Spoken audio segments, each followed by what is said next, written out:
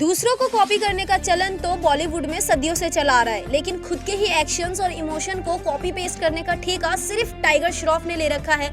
ये बात वो बार बार साबित कर रहे हैं। जी हाँ, जब गणपत का टीजर आया तो मुझे ऐसा लग रहा था कि शायद इस बार टाइगर कुछ अलग करने वाले हैं, लेकिन ट्रेलर ने सारी बात ही खत्म कर दी।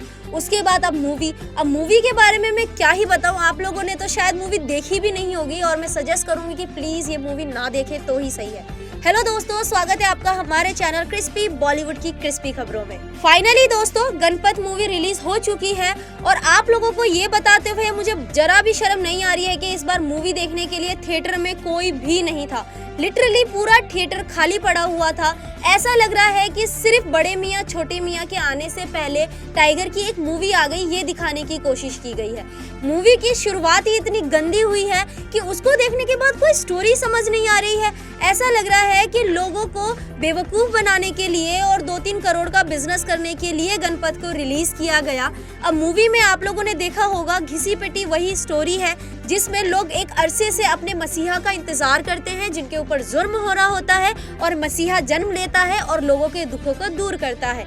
और वहीं पे मसीहा एक अमीर घर में पैदा होता है जिसको गरीबों से कोई लेना देना तो नहीं है और उसको ये भी नहीं पता कि उसका जन्म किस मकसद से हुआ है।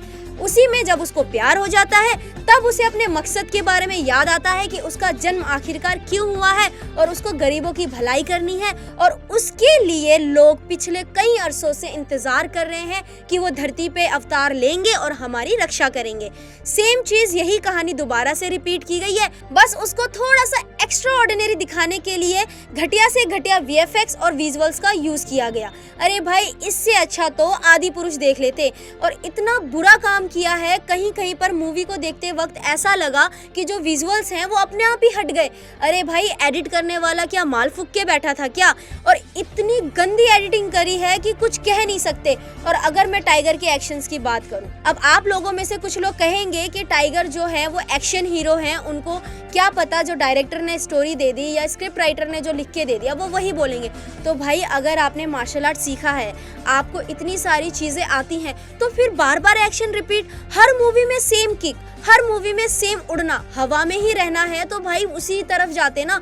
क्यों आपने मूवी में आने का डिसाइड किया? और जब टाइगर श्रॉफ डायलॉग बोलते हैं, वाह वाह, उनके मुंह से निकले हुए डायलॉग का कोई मतलब ही नहीं होता है। ये बात तो हीरोपंती से ही कंफर्म है।